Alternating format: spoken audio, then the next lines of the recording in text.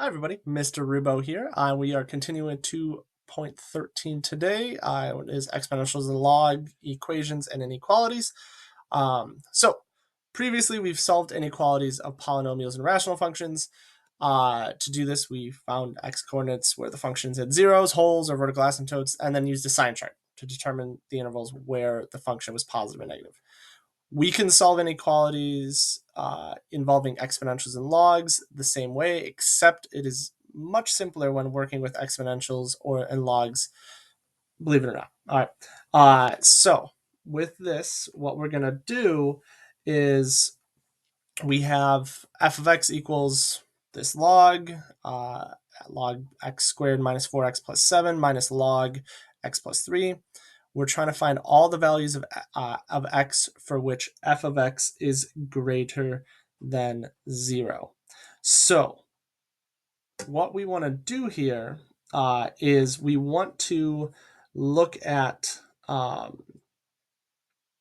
the function. And so we're going to look at the domain here initially. Well, I'm going to look at this guy and x squared minus 4x plus 7, and it has to be positive. Okay, that's because it's a log, we know this restriction has to be true. We also know that x plus 3 has to be positive. Okay, which means this one's nice. We get x is greater than -3. This one does require a little bit of work. I will tell you it does not factor. You would do some quadratic formula or possibly even graph it. And just so we're all good, if you were to graph this, it's always positive. So this one, it's always going to be true. So we don't have to worry about this. So always positive. Okay. So now what we're going to do is we're going to look at this original equation, this original function, and say it's got to be greater than 0, but we're also going to start simplifying it. So what I mean by that is we have the subtraction, so let's go ahead and write it as one term. So we're going to say the numerator over the denominator. Okay. Now greater than 0. All right.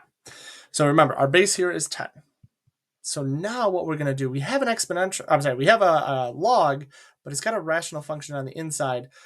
We know how to deal with rationals. So what we're going to do here is we're going to do a lot of algebra, but the algebra is nothing too bad. Okay.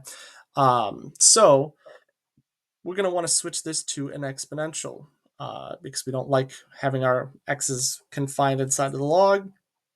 So we're going to say x squared minus 4x plus 7 over x plus 3 has got to be greater than 10 to the 0. So we just did the same thing we've done previously, but this time we have just the inequality symbol. Okay, so we're just changing to an exponential. Well, the thing is 10 to the 0 is 1, so I'm going to move that over. And again, this is all algebra at this point. Oh no, my stylus doesn't want to write. There we go. X squared minus 4x plus 7 over x plus 3. Well, minus 1 greater than 0, because we always got to compare to 0. Now, we got to get a common denominator, so that means this 1 was going to become x plus 3 over x plus 3. Okay, and again, that's because we needed a common denominator. And what's going to happen in something that we couldn't deal with before, it's going to simplify and work out really nicely for us. So we're going to go ahead and say, okay, x squared minus 5x, 7 minus 3 is 4. And the denominator is the denominator. And look at this, we end up getting that our numerator now factors. And this is something we've been solving for a long, long time at this point. Well,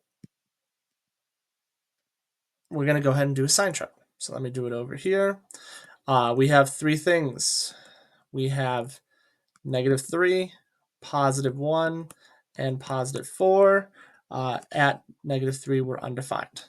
Okay, So this is where we start plugging in values. Well, the nice thing is we don't have to plug in anything over here because x has to be bigger than 3.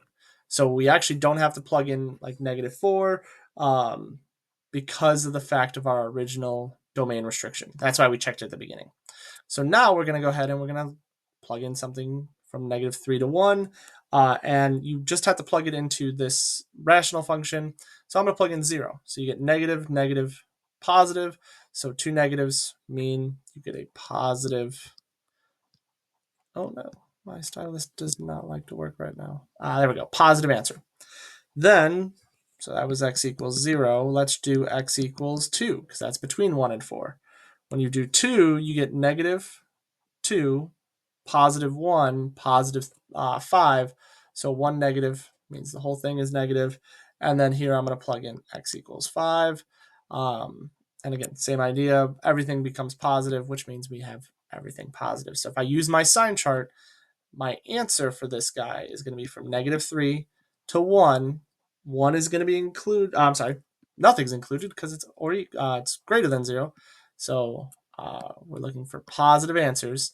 So -3 to 1, and then 4 to infinity, just like we had done before. Okay. So yeah, there you go. There's our log inequality, something that rationally we would have issues solving this because of the fact that we have some imaginary solutions, but it ends up, when we do some log properties, we end up making it a lot simpler. So that's what I meant by it would be simpler. All right. All right. Well, thanks for watching and have a good day.